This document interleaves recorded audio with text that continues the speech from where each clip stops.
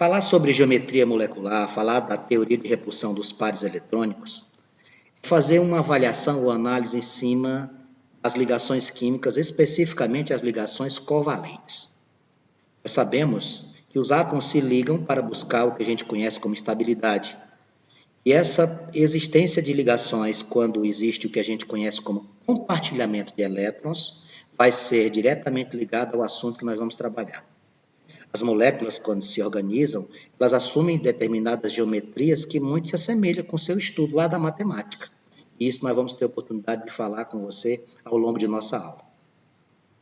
O que a geometria molecular vai indicar para nós? A geometria molecular vai indicar para nós o arranjo, a apresentação, a forma. E o que é que vai definir uma geometria? Se a geometria pode ser uma linha, pode ser uma pirâmide, pode ser um triângulo. Quem vai definir a geometria molecular? Primeiro, a quantidade de átomos que você possui. E o segundo aspecto, o elemento central. Vamos dar um exemplo aqui. Vamos imaginar aqui o dióxido de carbono. Dióxido de carbono, CO2. O elemento central vai ser o carbono, o elemento que está isolado. Quando você fizer a distribuição eletrônica, você vai encontrar isso aqui, ó.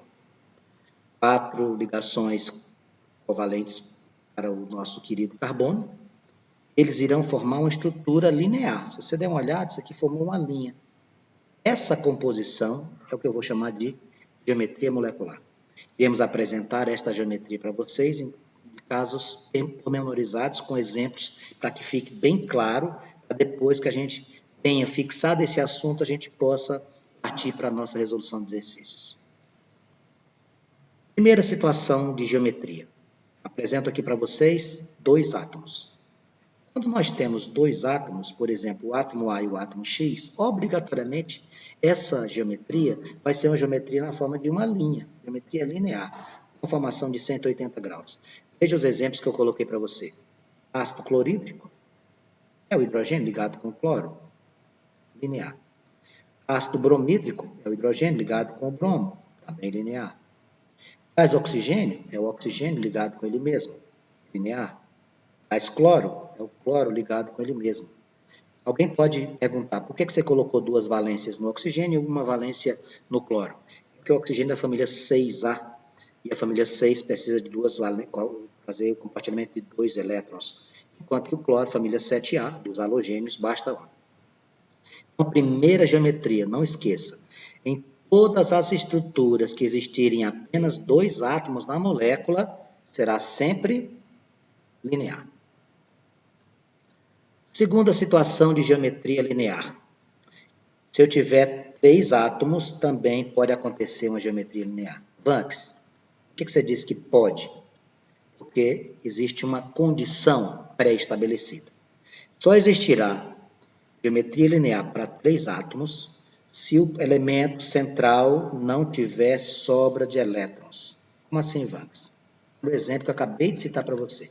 Carbono, família 4A, oxigênio, família 6A. O que é que acontece aqui? O carbono, ele fica na condição de elemento central, com 4 elétrons, eu vou representar aqui por leves, para você facilitar visualizar. O oxigênio vem com seus elétrons, compartilhando 2 com o carbono, e todo mundo fica estável, veja. Oxigênio, dupla ligação, carbono, dupla ligação, oxigênio. Não existe sobra no elemento central. Como assim não existe sobra? Ele usou todos os elétrons, não tem ninguém sobrando aqui em cima e nem aqui embaixo. Então, quando você tiver 3 elementos na formação da molécula, sem sobra de elétrons na estrutura central, ela também vai ser uma geometria linear. Então, a primeira geometria já acabou. Quando é que é linear? Em todos os casos de moléculas com 2 átomos. Moléculas com 3 átomos, desde que não sobre ninguém no elemento central. Quanto se sobrar? Caso sobre, amigos, nós vamos estar diante de uma outra estrutura geométrica, conhecida como angular, a gente vai falar daqui a pouquinho dela. Chegou a geometria angular. Vamos pegar aqui o exemplo da água, ele está ali já para mostrar para a gente. Ó. Água. O que acontece com a água? Oxigênio, hidrogênio, hidrogênio. Oxigênio vai compartilhar um elétron com o hidrogênio, que ele só tem um, ele vai conseguir a configuração do gás nobre. O que vai acontecer aqui? Ó? O oxigênio, como é da família 6A, ele tem 6. Olha o que é que nós temos. Hidrogênio, valência, oxigênio, valência, hidrogênio. Só que perceba, o que é que aconteceu com o elemento central? O elemento central tem sobra de elétrons, ó. Quando tem 3 átomos sem sobrar elétrons ou pares no elemento central, eu chamo de linear. Sobrando, eu chamo de angular. Veja essa situação da água, que é a situação mais clássica da geometria angular. Os vestibulares mais gostam de cobrar é com relação à molécula de água, que é uma molécula polar de geometria angular, com sobra de elétrons no átomo central. Próxima geometria. Nós fizemos com 2 átomos, fizemos com 3 átomos, agora estamos partindo para te apresentar com 4 átomos. Essa estrutura com 4 átomos, você vai olhar sempre para o elemento central. Se sobrar elétrons, é uma coisa, se não sobrar, é outra. Essa que não sobra, a gente está apresentando para você agora. Se não sobrar elétrons no elemento central, você vai chamá-la de trigonal plana. Trigonal plana. Olha aqui, ó. Elemento boro, ligado com hidrogênio, ligado com hidrogênio, ligado com hidrogênio. Tem sobra de elétrons aqui? Não. Se não sobrou, é trigonal plana. Caso sobre, você vai ver uma outra nomenclatura de geometria. Então, quando eu falar em trigonal plano ou simplesmente triangular, eu tenho quantos átomos? 4. Um elemento central com 3 ligantes e sem sobra. O segredo é verificar se existe sobra ou não existe sobra no elemento central. Olha aqui o caso daqui da sobra, ó. Quando sobrarem elétrons no elemento central, você vai chamar, em vez de trigonal plana, você vai chamar de trigonal piramidal ou simplesmente piramidal. Dá um exemplo, Vanks. Vou pegar aqui a amônia. Vou trabalhar aqui com a amônia. Tem a amônia, NH3. O nitrogênio é da família 5. O hidrogênio não tem família. Eu vou colocar o nitrogênio no centro e vou colocar os hidrogênios ao seu redor. Tá? Cada hidrogênio tem um elétron, ele precisa compartilhar um. Então, aqui, ó, tudo compartilhado. A família do nitrogênio é 5. Você compartilhou quantos? 3. Então, está sobrando um par de elétrons aqui. Esta sobra, se não tivesse sobrado, era trigonal plana. Quando sobra, você chama de trigonal piramidal. Trigonal piramidal. Então, aqui o exemplo da amônia, o exemplo clássico. Aqui o outro, ó, PCl3. O fósforo é da família 5. O que está acontecendo bem aqui? Sobra de 2 elétrons. O que está acontecendo bem aqui? Sobra de 2 elétrons. Essas estruturas são consideradas trigonais, sim. 4 átomos é trigonal. Sem sobra, trigonal plana. Com sobra de elétrons no elemento central, trigonal piramidal. Antes não é difícil. Claro que não. Vamos para a próxima. Agora eu vou te apresentar com 5 átomos. 5 átomos, você vai ter um elemento central com 4 ligantes. O mais clássico dos exemplos, gás metano. Ó. Tem sobra, Vanks? Não, não existe sobra. Ó, sem sobra. É impossível ter sobra. Por quê? Cada tracinho desse aqui representa um par de elétrons. Uma ligação covalente. Cada tracinho desse a gente chama de valência. Se eu tenho carbono ligado com 4 cloros, por exemplo, todo mundo aqui está com quantos elétrons? Com 8. Tem sobra de elétrons no elemento central? Não, porque senão ele vai ficar com mais de 8. Então, quando eu tiver uma estrutura geométrica que se apresente o elemento central com 4 ligantes, o que é que eu vou dizer? Essa estrutura tem geometria tetraédrica. Tetraédrica. Beleza? Vamos para a próxima. 6 átomos. 6. Quando eu tinha 3, eu chamei de pirâmide trigonal, lembra? Pirâmide trigonal, tinha 3 ligantes. E pirâmide eu vou trabalhar com quantos átomos? Um dobro, com 6. O que vai ser a bipirâmide trigonal? Bipirâmide trigonal, você vai ter um elemento central com 5 ligantes. Você vai ter o elemento central com 5 ligantes. PCl5, fósforo da família 5. PCl5. E 5. Tanto o cloro como o iodo são da família 7A, família dos halogênios. Então, bipirâmide trigonal, um elemento central com 5 ligantes. E a última que eu vou te apresentar é a octaédrica. Octa, cuidado, não vai pensar que tem 8 ligantes, não. Octa são 7 átomos. é um elemento central com 6 ligantes. Tá? 6 ligantes. 3, 4, 5, 6. E pirâmide trigonal, elemento central com 5. Octaédrica, elemento central com 6. Beleza? Essas são as geometrias mais importantes. Existem outras, mas essas são as mais importantes.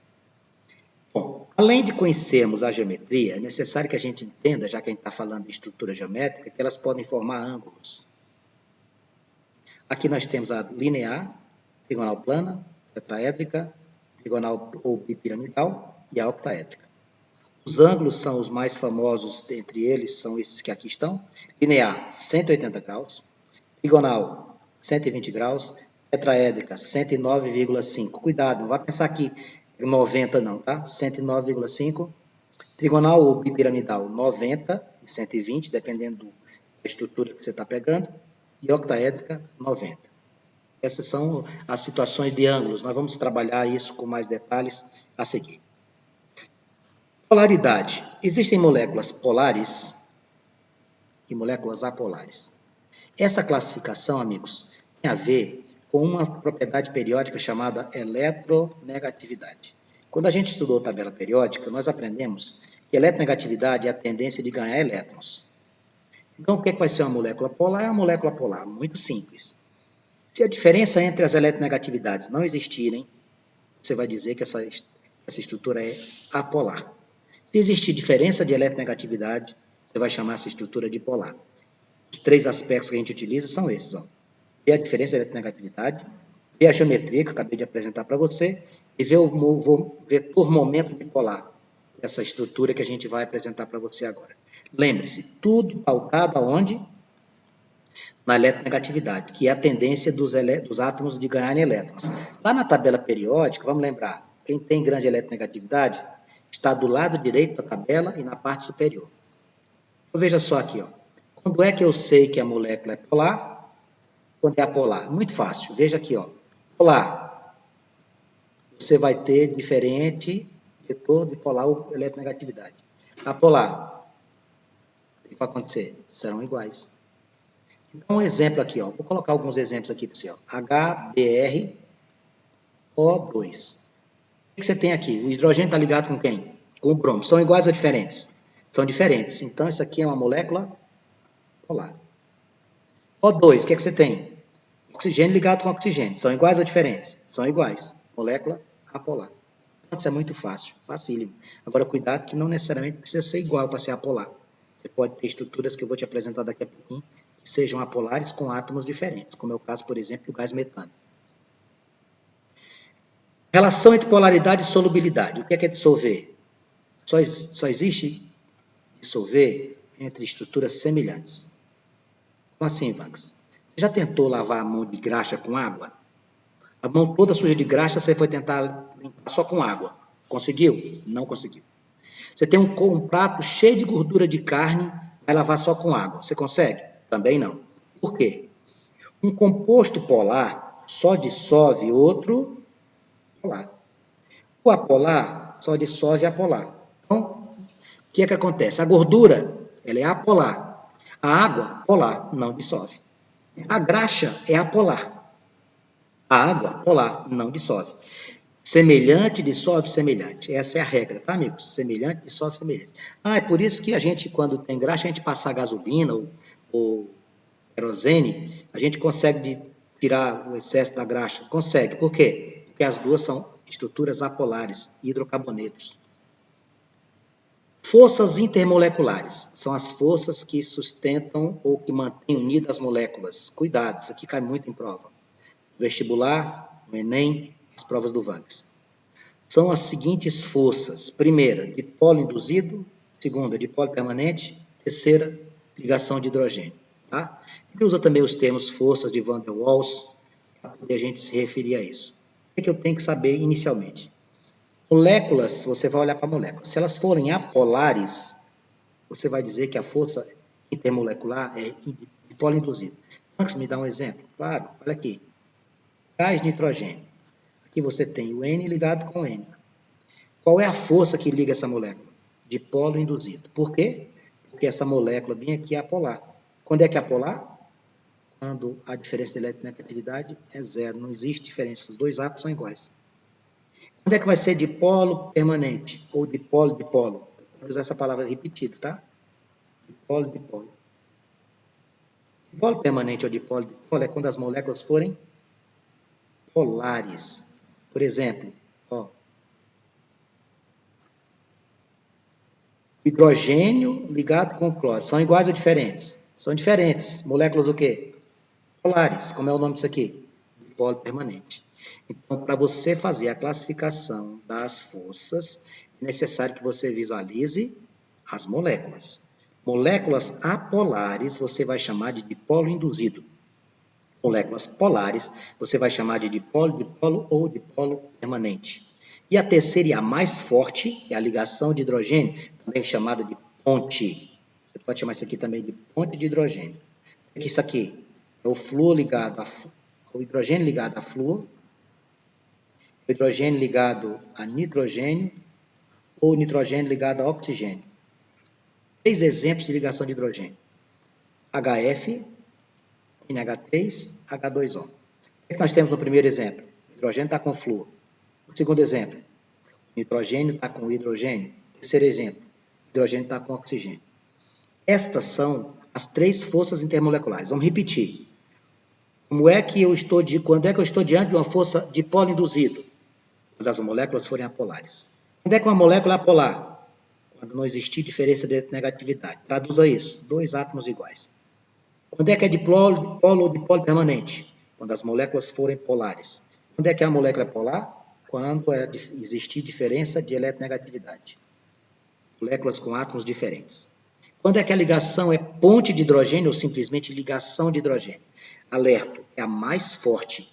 Essa aqui vai ser quando o hidrogênio estiver ligado a 3 átomos diferentes, ou ligado a flúor, o oxigênio ou a nitrogênio. É assim que se faz. O que é que eu quero que você faça agora? Agora eu quero que você faça as atividades do capítulo estudado e divirta-se, tá? Por quê? Porque esse assunto é um assunto que abre para nós a possibilidade de muita diversão, porque ele é um assunto gostoso de trabalhar.